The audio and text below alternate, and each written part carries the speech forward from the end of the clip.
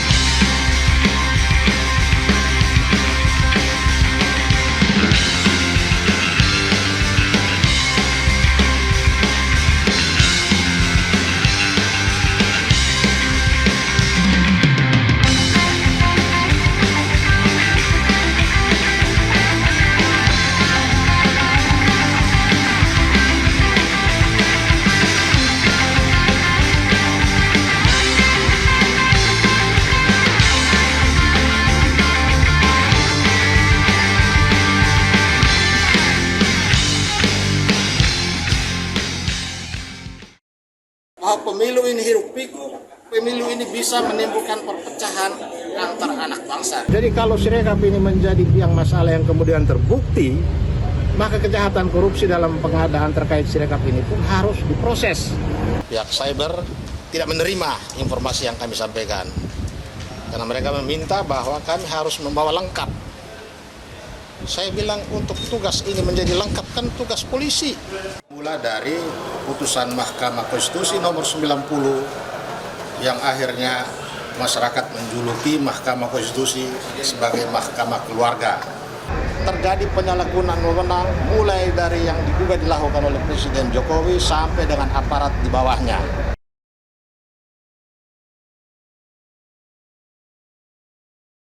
Sebagai negara yang merdeka dan berdaulat, kita memiliki sistem hukum, ya, sistem konstitusi yang semuanya diatur di dalam Undang-Undang Dasar 45. Salah satu sistem hukum yang dibangun dan sesuai dengan perintah konstitusi adalah setiap 5 tahun Indonesia menyelenggarakan pemilihan umum.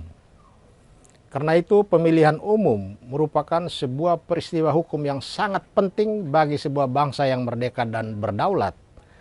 Karena ketika pemilihan umum itulah kita melahirkan kepemimpinan nasional, dalam hal ini presiden dan wakil presiden, dan sekaligus kita juga melahirkan wakil-wakil rakyat melalui apa yang disebut pemilu.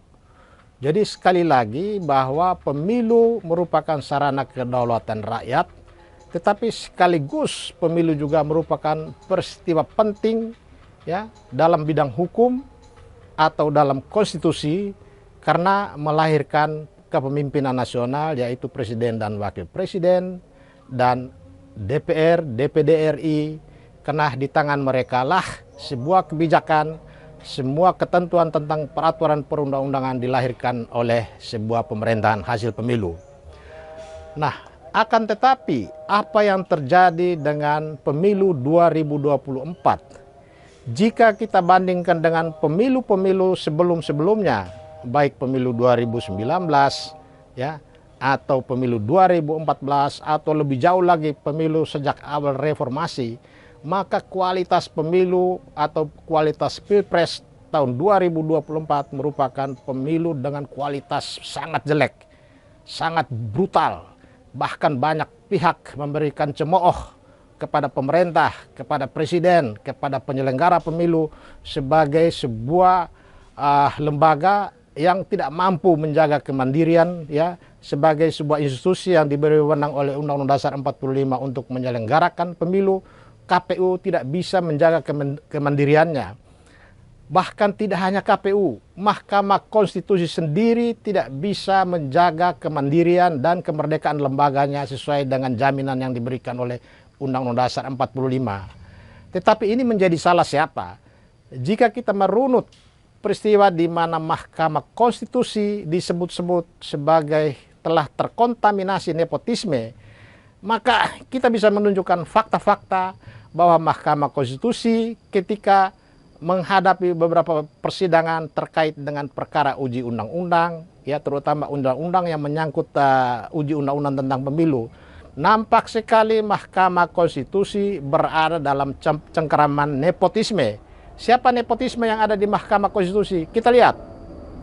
Di Mahkamah Konstitusi ketuanya dipimpin oleh seorang hakim konstitusi bernama Anwar Usman, yang ternyata Anwar Usman ini adalah ipar kandung dari Presiden Jokowi.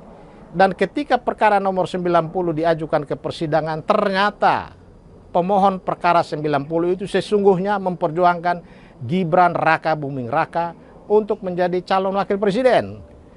Kenapa kita katakan bahwa perkara 90 itu merupakan perkara yang memperjuangkan Gibran Raka Buming Raka untuk menjadi calon wakil presiden? Karena di dalam permohonan itu nama Gibran disebut-sebut sampai kurang lebih 10 kali oleh si pemohon. Disinilah kemudian setelah perkara itu diputus pada tanggal 16 Oktober 2023, masyarakat memberi reaksi yang luar biasa. Resistensi dari berbagai pihak, dari para aktivis, para guru besar, dari tokoh politik, tokoh masyarakat, tokoh agama, semua bersatu padu mempersoalkan putusan Mahkamah Konstitusi tentang hakim konstitusi mengubah pasal 169 huruf Q tentang batas usia minimum seorang calon wakil presiden. Mengapa ini dipersoalkan? Ternyata yang dipersoalkan adalah bahwa putusan itu tidak memberikan jaminan, ya, tidak memberikan suatu kepastian hukum dan keadilan bagi seluruh rakyat Indonesia. Putusan nomor 90 itu lebih memfokuskan kepada kepentingan Presiden Jokowi dalam membangun nepotisme di dalam pemerintahan dengan memasukkan anaknya agar menjadi calon wakil presiden dan bisa meneruskan kepemimpinannya. Padahal nepotisme, ya, kolusi atau korupsi itu satu paket yang oleh undang-undang dan TAP MPR dilarang, ya. Apalagi nepotisme itu adalah produk dari reformasi di dalam TAP MPR nomor 11 tahun 1998 tegas menyatakan bahwa nepotisme sebagai suatu perbuatan yang dilarang. Kemudian diperkuat lagi dengan Undang-Undang nomor 28 tahun 1999 tentang penyelenggara negara yang bersih dan bebas dari KKN, di mana nepotisme itu sebagai perbuatan yang dilarang dan diancam dengan pidana penjara. Artinya ketika terjadi nepotisme di Mahkamah Konstitusi, di mana Presiden Jokowi setiap uji undang-undang, Presiden Jokowi merupakan salah satu pihak di dalam perkara uji undang-undang. Tetapi mengapa ketika perkara nomor 90 disidangkan oleh Mahkamah Konstitusi, Presiden Jokowi sebagai pihak tidak pernah menyampaikan keberatan kepada Hakim Konstitusi Anwar Usman agar dirinya mundur dari perkara itu? Tetapi mengapa Anwar Usman pun tidak pernah mengambil inisiatif secara sukarela mundur dari perkara itu? Padahal dia tahu perkara yang dia sidangkan adalah perkara tentang ponakannya yang disebut-sebut bernama Gibran Raka Buming Raka untuk bisa diloloskan dari calon wakil presiden. Nah, akibat kesembronoan dalam proses perkara 90 semata-mata karena Presiden Jokowi membangun nepotisme pada lintas lembaga tinggi negara, yaitu dari lembaga kepresidenan sebagai lembaga eksekutif, masuk ke lembaga yudikatif dalam hal ini Mahkamah Konstitusi, maka ini merupakan ancaman serius ya terhadap demokrasi itu sendiri, terhadap kedaulatan rakyat, ya, bahkan terhadap konstitusi itu sendiri. Mengapa ini ancaman terhadap demokrasi? Karena dengan masuknya membangun nepotisme masuk ke lembaga tinggi negara, lintas lembaga tinggi dalam hal ini Mahkamah Konstitusi sebagai pelaksana kekuasaan kehakiman, maka sebetulnya ada upaya dari Presiden Jokowi untuk menjadikan Mahkamah Konstitusi sebagai sarana kedaulatan rakyat. Karena apa? Karena setiap hasil pemilu selalu masyarakat membawa persoalan sengketa pemilu atau sengketa pilpres ke Mahkamah Konstitusi. Sehingga dengan demikian ratusan triliun yang dibayar oleh negara untuk pemilu ujung-ujungnya bukan lagi kedaulatan rakyat yang menentukan, tetapi akan dibawa penentuannya oleh 9 hakim konstitusi di Mahkamah Konstitusi yang setiap saat bisa dikendalikan, bisa diorder, bisa diintimidasi dengan berbagai macam cara. Karena itu faktanya sekarang, apakah 9 hakim konstitusi atau 8 hakim konstitusi yang sekarang menyidangkan sengketa pilpres, mereka itu dalam keadaan bebas, mereka dalam keadaan merdeka, mereka dalam keadaan secara leluasa dalam menyikapi perkara permohonan sengketa pilpres yang sekarang ada di tangan mereka? Dari fakta-fakta yang diperlihatkan di dalam persidangan oleh pemohon 01, pemohon 03, nampak sekali bahwa 9 hakim konstitusi sekarang, ya, terutama yang 8 hakim konstitusi yang menyidangkan perkara ini, mereka berada dalam cengkraman nepotisme. Kenapa? Karena yang disebut-sebut nama Anwar Usman itu sampai sekarang masih ada di Mahkamah Konstitusi sebagai hakim konstitusi, sekalipun dia tidak ikut menyidangkan perkara sengketa pilpres. Tetapi walaupun dia tidak ikut menyidangkan sebagai hakim konstitusi dalam perkara ini, tetapi peran-peran lain patut diduga dia bisa lakukan. Karena dia masih ada di situ, dia masih bisa berkomunikasi dengan hakim-hakim yang lain. Seharusnya dalam rangka pengamanan terhadap sengketa pilpres dan demi menjaga netralitas dan kemandirian berikut kebebasan hakim-hakim konstitusi, maka Anwar Usman seharusnya diisolasi di suatu tempat sehingga dia tidak boleh berhubungan dengan cara apapun dengan 8 hakim konstitusi yang rekannya sendiri sekarang menyidangkan perkara di Mahkamah Konstitusi. Kita tidak melihat kebijakan dari Mahkamah Konstitusi untuk mengisolasi hakim konstitusi Anwar Usman, sehingga potensi Anwar Usman bisa melakukan sejumlah tindakan, katakanlah mempengaruhi 8 hakim konstitusi agar dalam menyidangkan atau memutus perkara gugatan sengketa pilpres tidak boleh lari dari putusan 90 yang sudah sekarang dinyatakan sebagai final dan mengikat. Itu bisa saja terjadi. Karena itu, dalam menyikapi perkara gugatan sengketa pilpres saat ini, 8 hakim konstitusi harus memenuhi rasa keadilan 270 sekian juta rakyat Indonesia yang saat ini masuk pada detik-detik menanti keadilan dari Mahkamah Konstitusi. 8 hakim konstitusi saat ini ditunggu merealisasikan integritas mereka sebagai negarawan yang ditunjuk oleh rakyat, ya, mengendalikan, membangun Mahkamah Konstitusi yang betul-betul memenuhi harapan rakyat. Tetapi jika saja hakim konstitusi yang 8 orang ini masih dicengkeram oleh putusan 90 yang sekarang juga menjadi salah satu objek perdebatan di dalam persidangan pilpres, maka ini juga secara langsung tidak langsung mempengaruhi kebebasan, kemandirian hakim-hakim konstitusi, kemerdekaan Mahkamah Konstitusi sendiri. Karena pada dasarnya begitu putusan Mahkamah Konstitusi dalam perkara nomor 90 yang bunyinya seperti itu antara lain meloloskan Gibran Raka Buming Raka, maka sejak saat itu sesungguhnya 9 hakim konstitusi di Mahkamah Agung berada dalam cengkraman nepotisme. Mengapa kita ragu? Karena kejujuran mereka, ya, kepakaran mereka, kemampuan mereka sudah tergadaikan dengan putusan nomor 90 itu sendiri. Karena itu putusan 90 ini suka tidak suka, secara langsung atau tidak langsung, dia sudah mengikat kaki, tangan, dan kepala 8 hakim konstitusi itu. Tinggal sekarang ini apakah 8 hakim konstitusi itu memiliki keberanian untuk keluar dari cengkeraman putusan 90 itu. Misalnya saja 8 hakim konstitusi berani menyatakan bahwa putusan 90 meskipun merupakan putusan yang final dan mengikat, tetapi putusan itu adalah putusan yang non-executable. Putusan yang tidak mempunyai kekuatan eksekutorial. Jadi walaupun kita tetap menghargai putusan itu, tetapi putusan itu dalam aspek sengketa pilpres, putusan itu harus dikesampingkan. Dengan mengenyampingkan putusan 90 itu, 8 hakim konstitusi memiliki keleluasaan. Ada ruang yang cukup, ruang tentang kemerdekaan bertindak, kebebasan dalam memilih pasal-pasal, ya, mengambil pertimbangan yang parameternya adalah rasa keadilan rakyat. Tetapi apakah itu kita bisa jamin? Saya kemudian mengingat kemarin beberapa tokoh, ya, baik tokoh agama, tokoh politik, tokoh kampus, semua bersatu padu, berbondong-bondong datang ke Mahkamah Agung memberikan dukungan. Mereka menyatakan diri sebagai sahabat dari Mahkamah Konstitusi.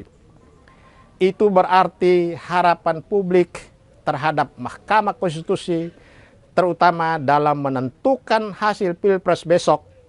Karena hasil Pilpres ini adalah peristiwa hukum yang sangat penting yang bisa mengubah status kepemimpinan nasional kita ke depan, ya, karena kita akan punya seorang presiden dan wakil presiden Indonesia yang baru hasil pemilu.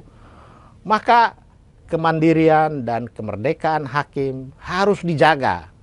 Tidak kurang dari kita dengar kemarin dari beredar di YouTube bahwa Habib Rizik sendiri berani memberikan jaminan, bahkan juga mengancam kepada negara tidak boleh mengintervensi, mengintimidasi, menakut-nakuti 8 hakim konstitusi. Karena di tangan 8 hakim konstitusi ini akan menentukan hitam putihnya negara hukum. 8 hakim konstitusi akan menentukan bahwa kedaulatan itu ada di tangan rakyat, yang dilakukan melalui pemilu tanggal 14 Februari 2024 kemarin.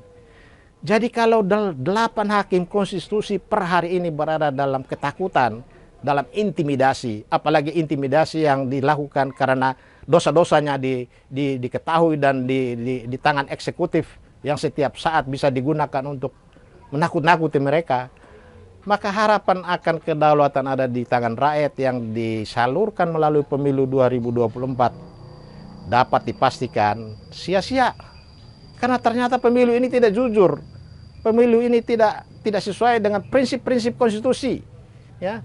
Prinsip-prinsip itu kemudian diimplementasikan atau direalisasikan kembali di dalam undang-undang pemilu. Ini semua hanya slogan-slogan semata-mata, ini semua hanya fata morgana. Jadi sekali lagi, dengan melihat fakta-fakta persidangan yang diungkapkan oleh para pihak, baik pemohon 01, pemohon 03, ya, bukti-bukti yang ditampilkan, maka kita sesungguhnya pada hari ini sudah tidak memiliki lagi seorang presiden.